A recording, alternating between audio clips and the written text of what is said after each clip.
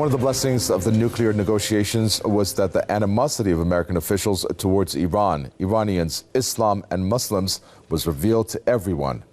Just one of the statements made by Iran's leader, Ayatollah Sayyid Ali Khamenei, today, in which he also blasted the U.S.'s human rights record, calling the U.S. the biggest violator of human rights.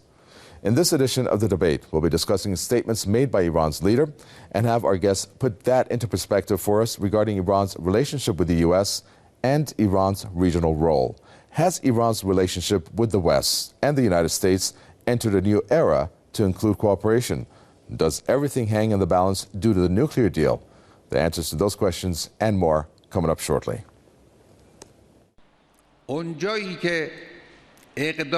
In a speech to a large number of Iranian citizens and officials, the leader of Iran's Islamic Revolution, Ayatollah Khamenei, covered a range of issues, including human rights and the Geneva talks over Tehran's nuclear energy program. Ayatollah Khamenei strongly condemned the U.S. officials' claims about alleged human rights violations by other countries.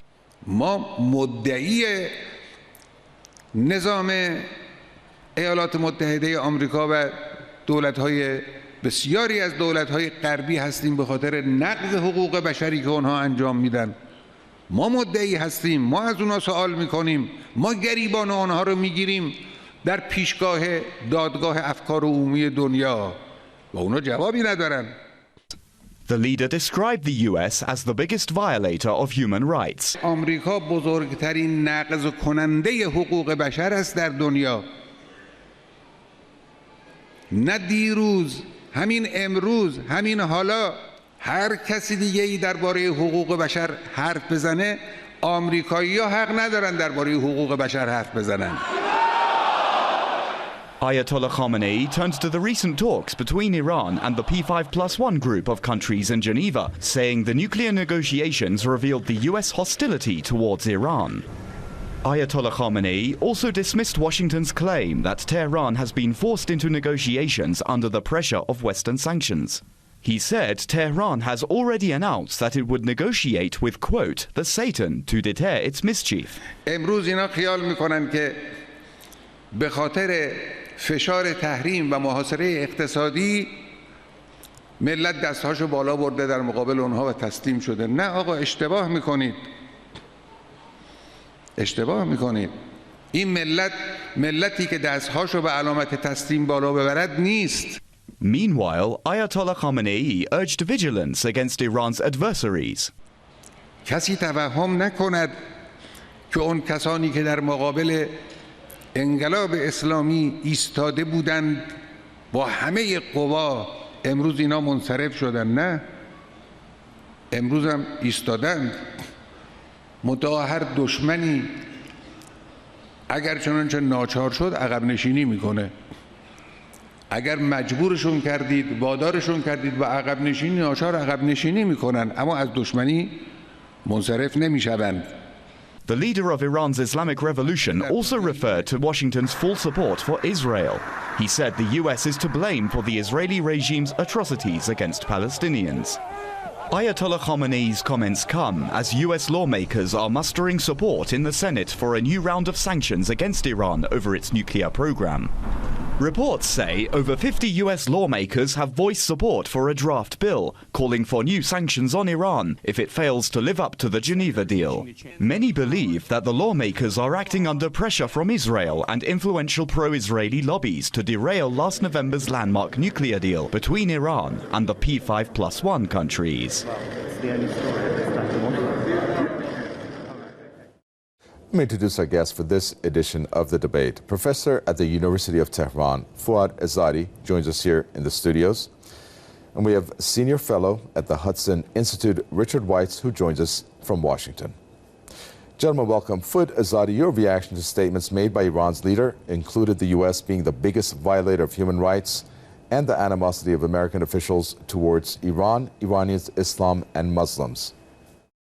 Yes, I think a problem that we have in the United States is that we don't have a consensus with regard to what the U.S. policy toward Iran should be. We have the Obama team that wants to engage Iran and eventually lift sanctions against Iran. to some degree at least.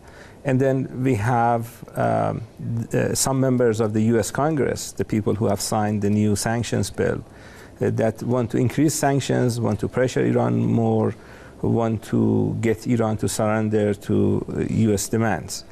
And since we have this agreement, we have a rhetoric coming from Washington that's quite, it's not very productive. The rhetoric from President Obama is that all options are on the table. He basically threatens to attack Iran militarily every week or so. And he has to do this because he needs to show that he is tough with Iran. He needs to show that the criticism that comes from the US Congress, the criticism that comes from Israeli Prime Minister, the criticism that comes from the Israeli lobby in the United States is not justified. And the result of that negative rhetoric is what you see in Tehran, which is basically a reaction to what American officials say. The Iranian leaders are going to take these threats seriously. We are dealing with a country, the United States, that has attacked two of Iran's neighbors, Iraq and Afghanistan. We are dealing with a country that is killing civilians basically on daily basis using drones. We have a government that is violating the human rights of many of its own citizens by listening to their conversations and tapping their phones. So we have, if we want to use Noam Chomsky's terminology, we are dealing with a rogue state in the United States. And when you have a government like that, the reaction in countries like Iran is not going to be very positive. Well, Richard White's Fuad Azadi is making a point there about how there's no consensus in terms of the U.S. president and lawmakers. Just today, two more senators are now part of this Nuclear Weapon-Free Iran Act, as they call it, which is supported now by 56 senators. This doesn't help the spirit of what has occurred, which is this landmark nuclear deal. Doesn't Iran's leader have a right when he talks about the animosity that the U.S. is displaying? And we can see this particular example of these lawmakers trying to put these sanctions in place, even though they say it's if a nuclear deal is not signed. I would agree with the statement that there's not a consensus on what the best policy to follow to Iran is. And there's also a political dynamic in which it's pretty easy to attack the Iranian government. I mean, it's for a politician, doesn't cost them very many votes, and it can maybe appeal to some interest groups. And so it's going to be difficult to promote this reconciliation and rapprochement. And the deal, though, as you mentioned, I don't want to call it landmark, but it certainly lays the possible foundations for a rapprochement. So this is one of the things we'll need to overcome as we continue to work forward. Well, Fuad Azadi, let's look at the way that Iran has been very quick to criticize the U.S. time and again, and that's the respect factor. And I'd like to understand how it is that the U.S. Could even suggest for Iran to be involved, and this is just an example, to be involved in the Geneva II talks on Syria from the sidelines, which basically is disrespecting Iran's dignity. The foreign minister has come out stating that. Why does the U.S. not realize the potential of Iran, in this case in point, and yet disrespect it by saying, well, you could participate on the sidelines, a suggestion made by the U.S. Secretary of State John Kerry? I think the U.S. government officials are making a strategic mistake because what we have in Dr. Rouhani's government are a number of technocrats that actually think that there are areas of mutual interest between Iran and the United States in this part of the world. For example, they think when it comes to opposition to terrorist organizations, in this part of the world, US and Iran share similar goals. And they're actually the majority of people who consist of Dr. Rouhani's cabinet. This is an opportunity for the United States to use Iran's influence in the Middle East to basically get some of its foreign policy goals addressed. And instead of doing that, we see the United States basically deals with Iran from a Cold War mentality. As you know, a lot of people who are in the US government now are children of the Cold War. They grew up with the Cold War, they studied the Cold War. Some of the older members of Obama administration and the people in the Congress are actually people who practiced foreign policy during the Cold War. And because of that mentality, they want to basically pressure Iran to get Iran to do what the US wants.